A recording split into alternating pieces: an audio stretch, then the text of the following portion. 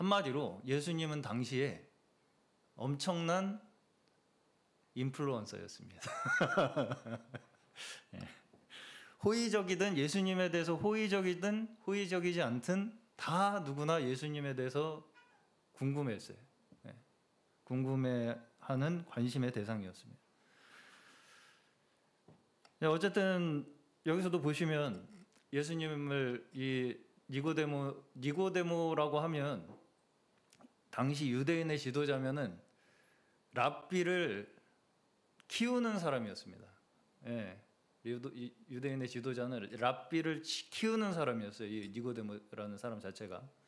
근데 여기서 보시면 예수님을 라바이, 랍비라고 부릅니다. 라바이. 예. 이게 이제 그것이 말하자면은 지금으로 얘기하면 목사님이란 얘기예요. 예. 목사님 이렇게 부르는 거예요. 근데 예수님은 정규 신학교도 나오지 않고 안수를 받은 일도 없는데 목사님이라고 부르는 겁니다. 지금 니고데모는 말하자면 신학교 총장 정도 되는 사람인데. 예. 자, 이제 당시에 예수님의 말씀에 대해서 간단하게 묘사한 말씀이 마태복음 7장에 나옵니다. 마태복음 7장 28절, 29절 보시면 제가 읽겠습니다. 예수께서 이 말씀을 마치심에 무리들이 그의 가르침에 놀라니 이는 그 가르치시는 것이 권위 있는 자와 같고 그들의 서기관들과 같지 아니함일러라. 예수님의 말씀이 그 당시에 서기관들과 달리 권위가 있었다는 거예요. 권위가 느껴졌다는 것이죠. 거기다가 이제까지 자신들이 본 적이 없는 기적을 막 행하시는 것들 때문에 이 삽시간에 이 사람들 사이에 소문이 퍼져나갑니다. 예수님에 대한 소문이 쫙 퍼져나가요. 사람들 사이에. 자, 이제 이 당시에 랍비, 유대교 교사들과 왜 예수님의 가르침에는 이렇게 차이가 있을까? 예수님의 가르침에 왜 권위가 느껴졌을까? 이것을 이제 한번 생각을 해본다면 이걸 우리가 알기 위해서는 약간의 이 유대교에 대한 사전 지식이 필요합니다. 유대교에 대한. 저번 주에도 제가 사두개인과 바리새인에 대한 이야기를 좀 드렸었죠. 당시에 어쨌든 유대인들은 뭐가 최대의 관심사였냐면 구약의 율법을 어떻게 우리의 상황에 잘 맞춰서 지킬 것인가. 구약의 율법을 어떻게 우리의 상황에 잘 대입해서 지킬 것인가. 이것이 최대의 관심사였습니다. 당시 유대인들의.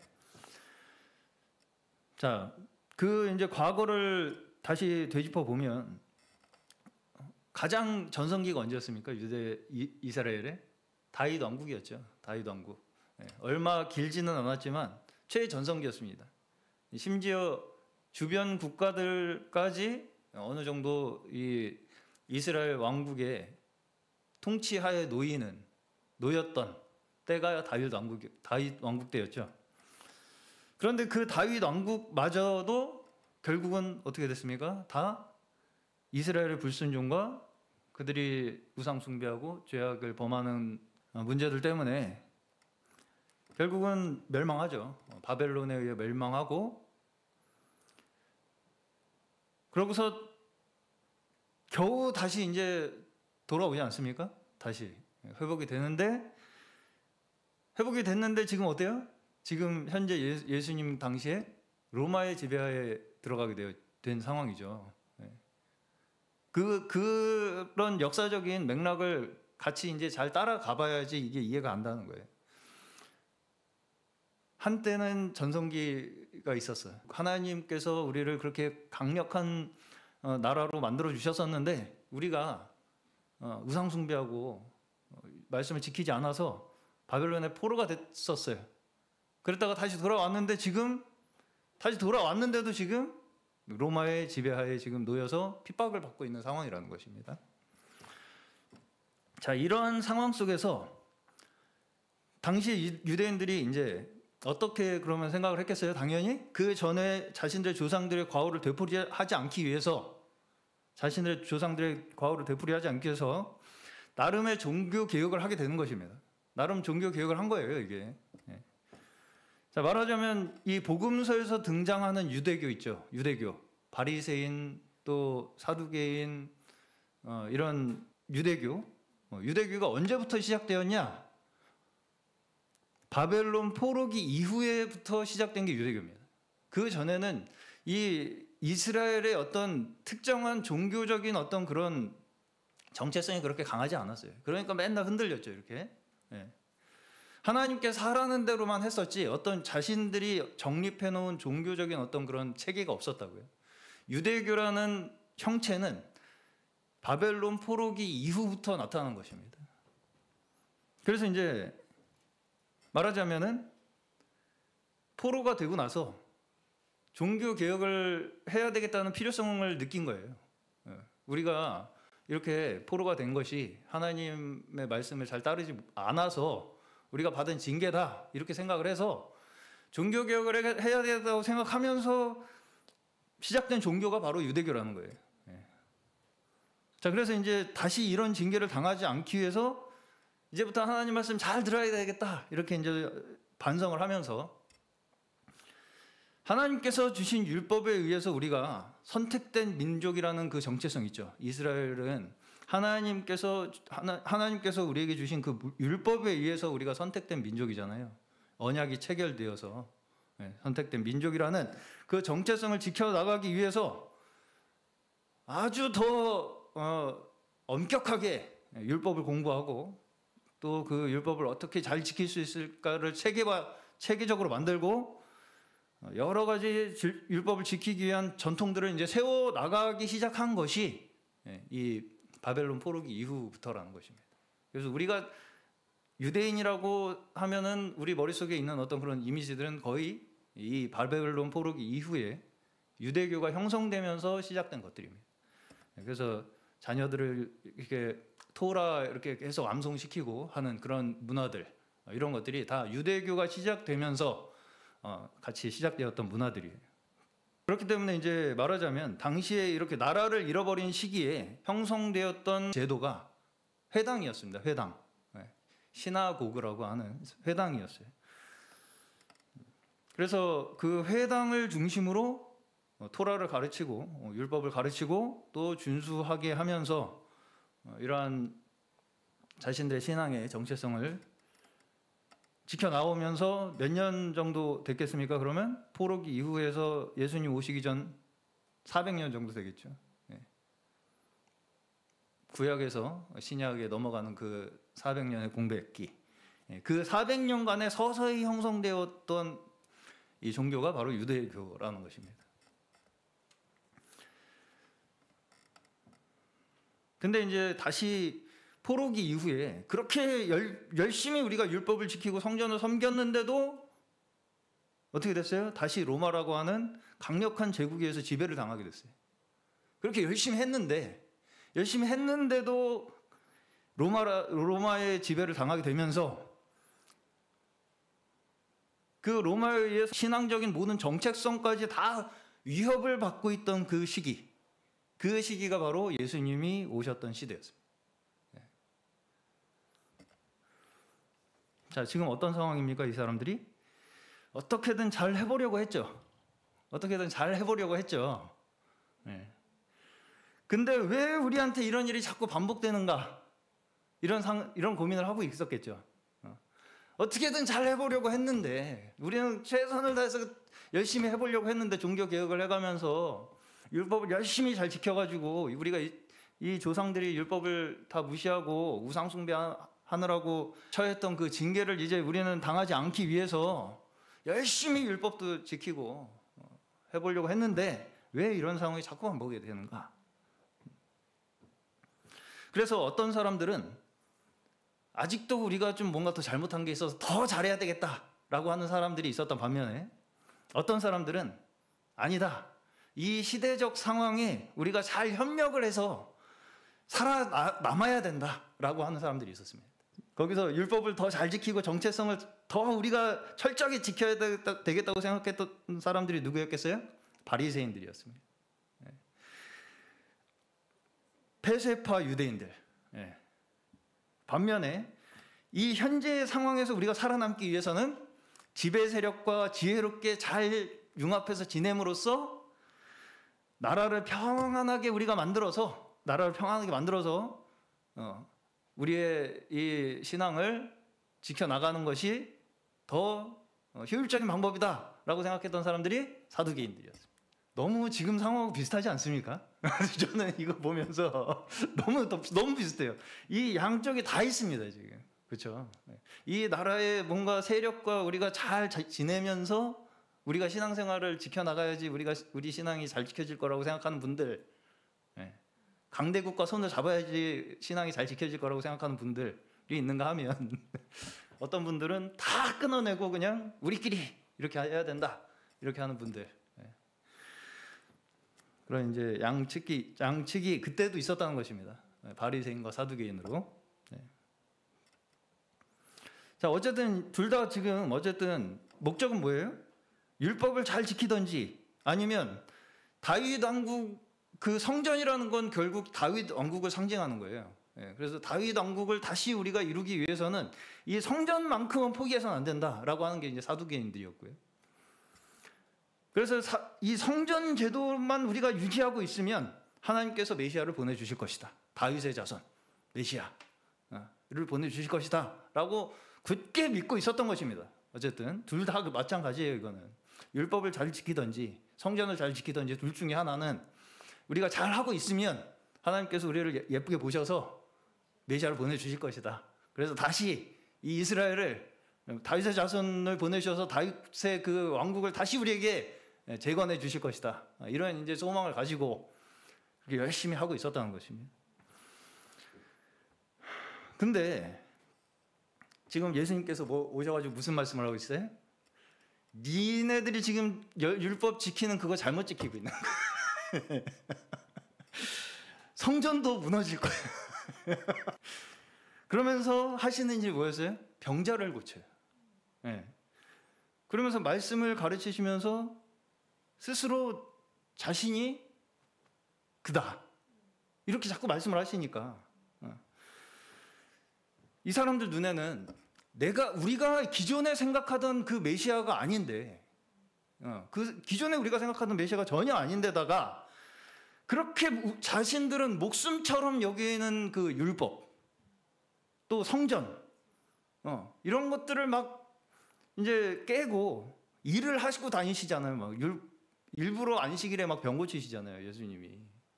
그리고 제자들이 막 안식일에 이렇게 이삭 주워 먹으니까 비벼서 먹으니까 막 이렇게 공격을 하지 않습니까? 완전히 이 사람들 눈에는 신성 모독인 거예요. 이게 그렇지 않겠습니까? 자신들은 목숨처럼 지금 율법을 지켜서 메시아를 불러와야 되는데 아니라고 하는 사람이 갑자기 나타나가지고 그걸 깨고 다니니 그게 신성 모독으로 느껴지지 않았겠습니까? 그 사람들 입장에서는. 우리가 유대교 바리새인이라고 하면 맨날 예수님한테 시비 걸다가 까이기나 하고 다니니까 별거 아닌 사람들이라고 생각이 들지 모르시겠지만 사실 그들도 그렇게 가볍게 신앙을 생각하던 사람들이 아니었습니다. 굉장히 심각하고 진지하게 자신들의 신앙을 고민했던 사람들이 또한 바리새인들이었어요. 그러니까 예수님이 더 심각하게 보였던 거죠. 자, 한마디로 당신은 하나님을 믿는 신앙적 수준에 있어서 예수님이 오셨던 그 시대의 유대교는 하나님을 믿는 신앙에 있어서는 지금까지도 비교할 수 없는 가장 최정점에 있었던 시대가 바로 그 시대였다고 말할 수 있습니다. 어떻게 해야 우리가 하나님을 최고도로 섬길 수 있는가? 우리가 어떻게 준비를 잘 해야 하나님께서 메시아를 보내주셔서 다시 우리를 하나님의 나라로 세워주실까? 이거에 대해서 그때만큼 진지하고 심각하게 고민했던 시대가 없었습니다. 사실. 그 성경의 율법의 그 말씀을, 그 지키기 어려운 말씀을 다 지키고 살았잖아요. 그 사람들은. 율법주의라고 욕만 할 게 아니라 그런 것도 한번 생각을 해볼 필요가 있습니다. 그 사람들이 얼마나 어떻게 잘 해보려고 고민을 한 사람들인가. 그러한 시대에 예수님이 오셨다는 것이죠. 그러면서 뭘 증거했습니까? 예수님께서 병자를 고치심으로써 증거를 하시죠. 근데 이제 병자를 고치시는 것이 어떤 사람에게는 굉장히 기쁜 일로 느껴지는데 어떤 사람에게는 오히려 불경한 일로 느껴졌어요. 그렇죠. 그럼 왜 어떤 사람에게는 불경한 일로 보였겠습니까? 그때 당시에 유대인들에게 있어서는 병자들은 이미 하나님의 징계를 받은 저주받은 자들이었어요. 병자들은 이미 자기의 죄 때문에 징계를 받은 저주받은 자들이었어요. 그렇기 때문에 가까이에서는 안 될 존재들이었습니다. 사실은 병자들은.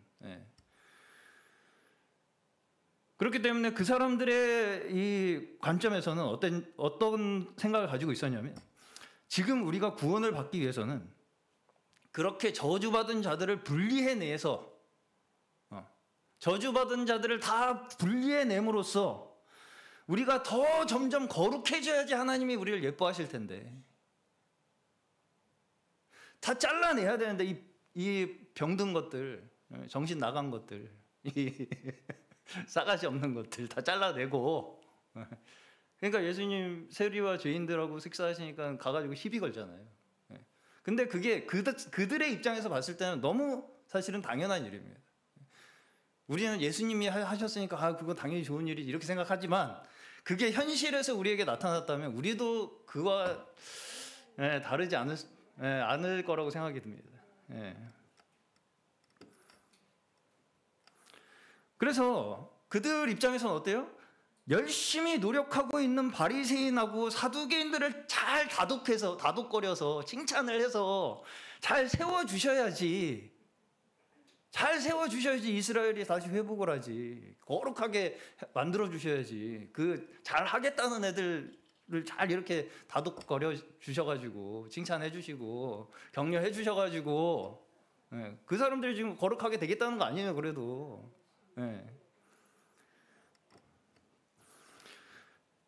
그래서 그 사람들 중심으로 똘똘 뭉쳐야지 하나님의 거룩한 나라 이스라엘이 다시 우뚝 서게 될 텐데 그들의 눈에는 어떻게 보이는 것입니까? 하나님의 능력이라는 것이 고작 병자 한 사람 고치는 거라고?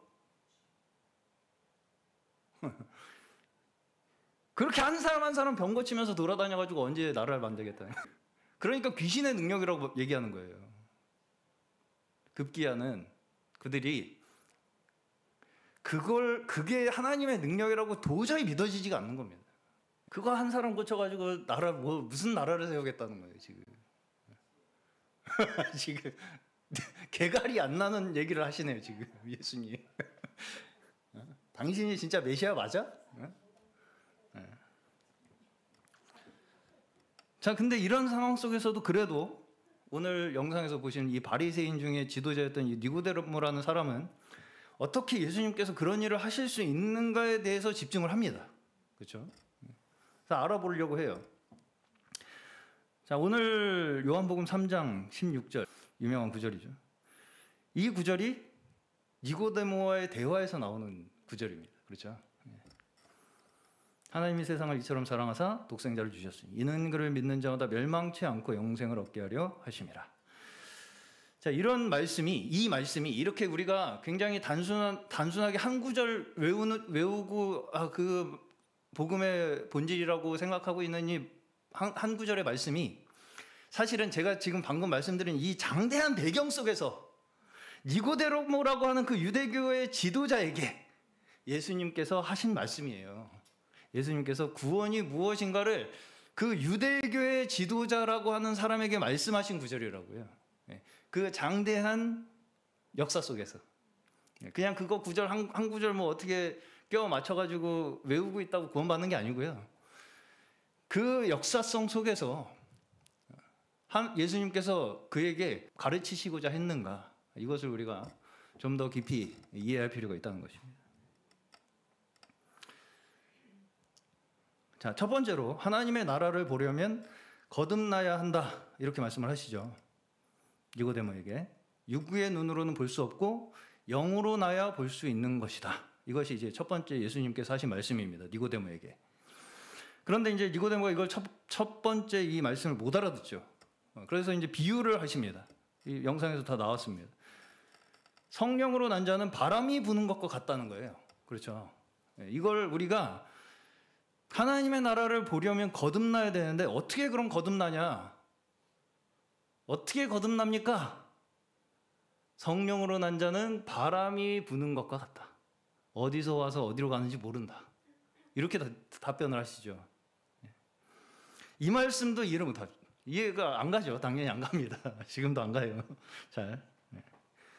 그러니까 이제 예수님께서 당신은 이스라엘 선생이라고 하면서 이런 것도 이해를 하지 못하느냐. 이렇게 이제 약간의 질책을 하시는 것을 볼 수가 있습니다. 자, 왜 그러면 이스라엘의 선생이라면 이해를 해야 할 것처럼 말씀하시잖아요, 지금. 그럼 왜 이스라엘의 선생이라는 것이 무엇이길래 이것을 어느 정도 이해를 해야 하는 위치에 있을 것이라고 예수님께서 말씀하시는 것이냐? 이스라엘이 어떤 나라입니까? 이스라엘이 어떤 나라예요? 이스라엘이 어떻게 시작됐습니까? 아브라함이 어떻게 됐어요? 하나님께 부르심을 받아서. 한마디로 이스라엘은 기본적으로 어디서 와서 어디로 가는지 모르는 나라입니다. 하나님이 세우신 나라잖아요. 자, 우리나라는 누가 세웠어요? 우리나라 누가 세웠는지 알잖아요. 우리는 곰이 세웠잖아요. 곰이. 뭐 당군이 세웠다. 뭐 이런 얘기 하죠. 로마는 로물루스와 레무스라고 하는 형제가 늑대에 의해서 키워져서 그들이 세운 나라가 로마다. 이렇게 이제 로마에서는 이야기를 합니다. 로마에서는 로마의 시조로 이야기하는 사람들이 이 로물루스와 레무스라는 형제예요. 그들을 늑대가 키웠다. 자, 어쨌든 간에 이 나라마다 다 그런 이제 시조가 있죠. 우리나라는 누가 세웠다. 어떤 영웅적 인물을 내세워서 우리나라의 정체성을 삼도록 가르칩니다.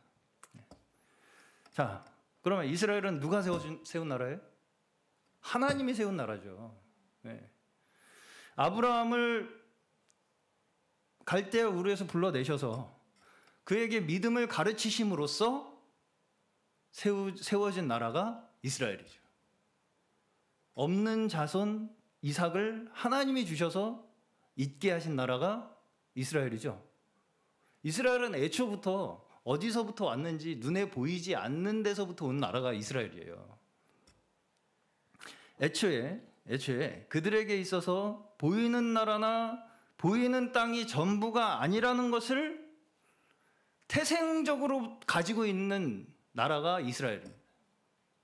이스라엘은 태생적으로 우리가 가진 것이 보이는 나라나 보이는 땅이 전부가 아니라는 것으로부터 시작된 나라라고. 이스라엘이. 자, 거듭남을 이야기하니까 니고데모가 뭐라고 얘기합니까?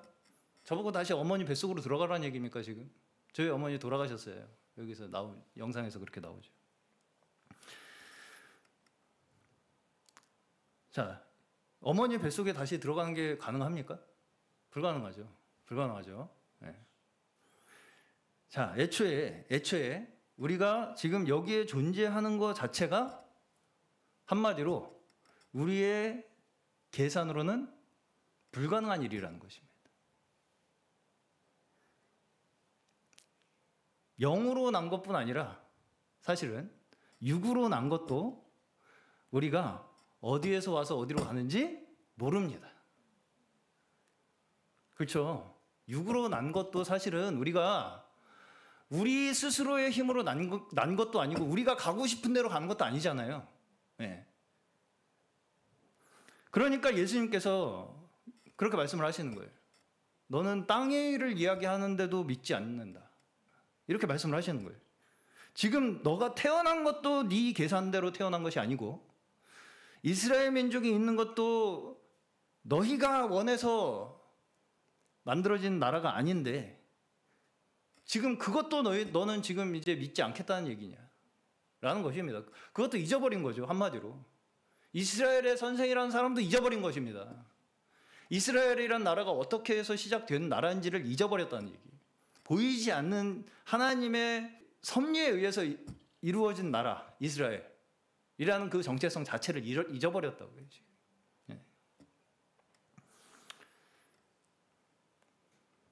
그것을 위해서 지금 예수님께서 그것을 알려주시기 위해서 세상에 오셨다는 것을 지금 말씀하고 계시는 거예요. 자, 16절만 제가 간략하게 설명하고 마치겠습니다. 16절에서 하나님이 세상을 이처럼 사랑하신다라고 하실 때 여기서 이 이처럼이 가리키는 것이 무엇이겠습니까? 이처럼. 뭐처럼 사랑하신다. 자, 그 앞에 구절을 보시면 14절부터입니다. 14절부터 모세가 광야에서 뱀을 든 것 같이 인자도 들려야 하리니. 그렇죠. 모세가 광야에서 뱀을 든 것 같이 인자도 들려야 하리니 이는 그를 믿는 자마다 영생을 얻게 하려 하심이니라. 그러면서 이어지는 말씀이 하나님의 세상을 이처럼 사랑하사 이렇게 나오죠. 한마디로 모세가 광야에서 뱀을 든 것과 같이 내가 들리는 것처럼 그만큼 사랑하신다 라는 얘기예요. 이해 가시죠? 모세가 광야에서 뱀을 든 것과 같이 내가 들려야 하는 그만큼 하나님께서 이처럼 사랑하신다 라는 뜻입니다. 자, 그러면 모세가 광야에서 뱀을 든 것이 무엇입니까? 이스라엘 백성이 광야에서 원망한 것 때문에 저주와 심판 아래 놓여 있죠. 불뱀에 물려서 막 죽잖아요, 사람들이. 그 상황 속에서 모세에게 놋뱀을 들게 하셔서 그걸 바라보는 자를 살려주시죠. 구원해 주시죠. 다시 말해서 나무에 높이 달려있는 그 뱀을 바라봄으로써, 뱀은 뭐예요? 우리를 죽게 만드는 저주의 상징이잖아요, 사실. 그렇죠? 그 나무에 높이 달린 그 뱀을 바라봄으로써 뭘 바라보게 하는 거예요? 내가 받는 저주가 무엇인지를 바라보게 하는 것입니다. 한마디로 내가 지금 저주받은 상황 가운데 있다는 것을 알려주는 거예요. 지금 한마디로 놋뱀을 바라본다는 것은 내가 얼마나 지금 왜 내가 저주받게 되었는가부터 이 저주에서 내가 벗어날 수 없는 존재이구나, 이걸 바라보게 하는 것이 놋뱀입니다. 근데 그와 동시에 그것을 내가 바라본과 동시에 구원이 얻어진다는 거예요. 근데 이게 십자가와 같다는 것입니다. 예수님의 십자가와 같다는 거예요, 이게. 다시 말해서 우리가 예수님의 십자가를 바라볼 때 뭘 느끼게 된다는 거예요? 단순히 어떤 불쌍한 분이 억울하게 돌아가셨네, 이게 아니죠. 그래서 예수님이 불쌍해서 웁니까? 십자가 보면? 그렇지 않습니다. 그렇죠? 왜 십자가를 보면 왜 눈물이 나요? 불쌍해서 예수님이. 나라는 구제불능의 인간이 거기에 보이기 때문입니다. 십자가를 보면요, 저주받아 멸망받을 수밖에 없는 내 운명이 거기에서 보이기 때문이에요. 십자가는 그걸 보여주시는 것입니다, 우리에게. 하나님을 원망하고 거스르고 불순종하다 결국은 어떻게 했어요? 예수님을 십자가에 못 박았죠.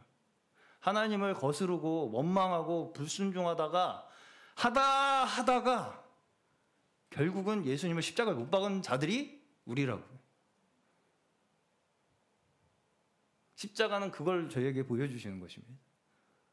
너희는 결국은 하나님까지 죽이는 자들이에요. 그걸 인정하라는 것입니다. 그것이 우리의 죄악의 근원이라고. 근원에 있다는 거.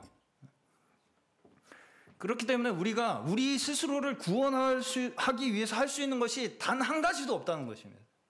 우리 스스로 우리를 구원하기 위해서 할 수 있는 것이 단 한 가지도 없다는 거예요. 오직 어떻게밖에 안 돼요? 하나님이 예수 그리스도를 보내셔서만이 해결할 수 있다는 거예요. 독생자를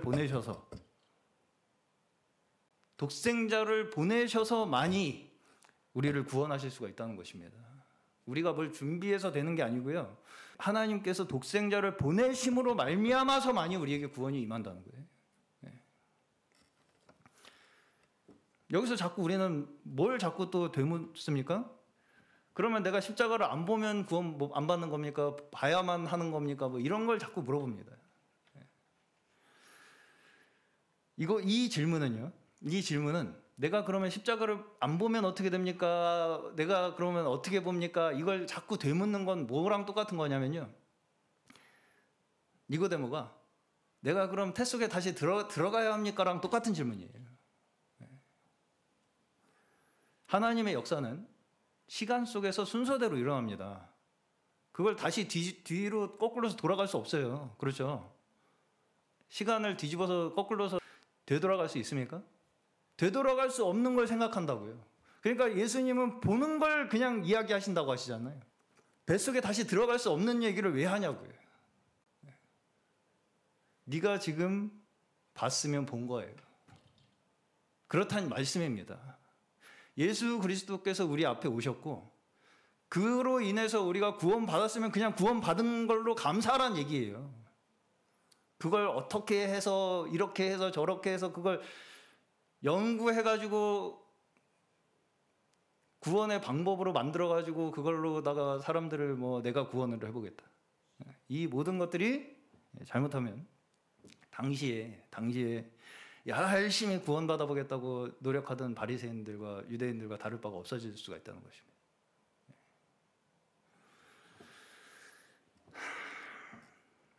우리를 구원하신 분은 오직 하나님 한 분이세요. 그렇죠? 우리가 어떻게 태어났는지도 모르면서 어떻게 태어났는지도 모르잖아요, 우리가. 근데 어떻게 구원을 받을 수 있는 건 왜 이렇게 따져 쌓냐고요. 그렇죠? 그렇죠? 성령으로 난 자는 바람이 어디서부터 와서 어디로 가는지 모르는 것처럼 존재하는 사람들이 성령으로 난 자들이라고요. 사실은 우리 원래가 그렇다고요. 근데 다 우리가 그거를 애써 무시하고 있을 뿐이지.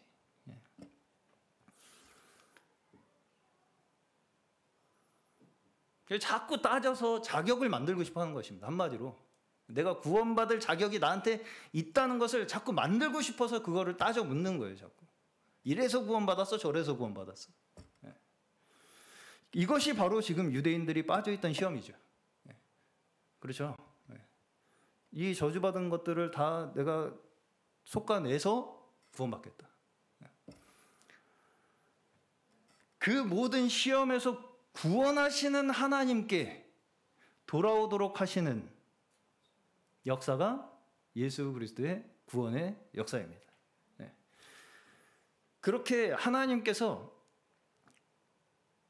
스스로 헤어나올 수 없는 그 인간의 죄악된 본성에서 끄집어내기 위해 집요하게 파고드시는 그 하나님의 열심이 나타난 자리가 예수 그리스도의 십자가입니다. 그래서 17절에 이렇게 이어지는 것입니다. 하나님이 그 아들을 세상에 보내신 것은 세상을 심판하려 하심이 아니요 그로 말미암아 세상이 구원을 받게 하려 하심이라.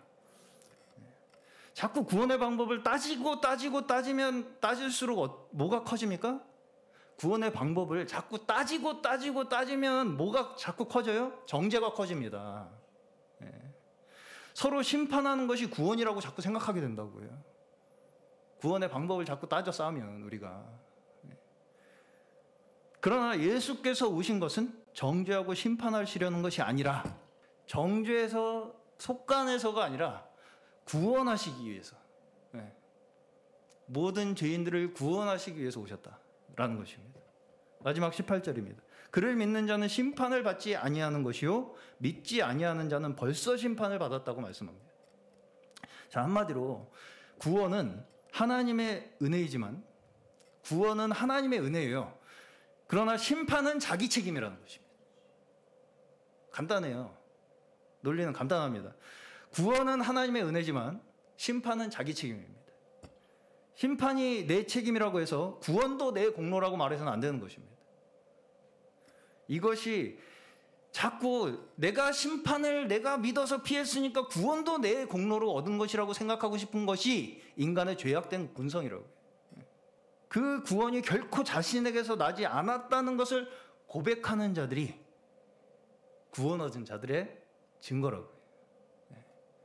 아, 나는 이렇게 자격이 없는 자인데 구원을 받았다 라고 하는 고백을 하는 자들, 그러한 자들이 성령으로 난 자들이라는 것입니다. 자, 반대로 끝까지 자기의 방법으로 구원을 이루려고 고집부리고 끝까지 자기의 방법으로 발버둥 치는 사람은 결국은 그 결론적으로 어떻게 됐다는 것입니까? 예수 그리스도를 십자가에 못 박게 되었다는 거예요. 사실은 지금도 예수 그리스도를 그들은 십자가에 못 박으며 살고 있는 것입니다.